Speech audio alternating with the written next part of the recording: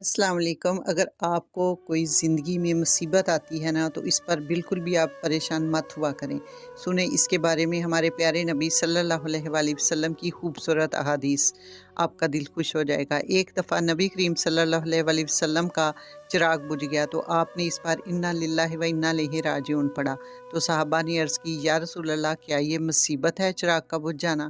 تو آپ نے فرمایا کہ ہاں، ہر وہ چیز جو مومن کو اذیت دے وہ اس کے لیے مصیبت ہے، اور اللہ تعالیٰ نے اس پر بڑا اجر رکھا ہے۔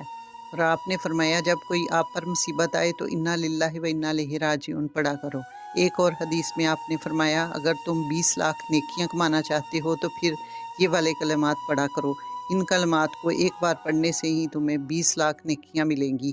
اور وہ کلمات کیا ہیں؟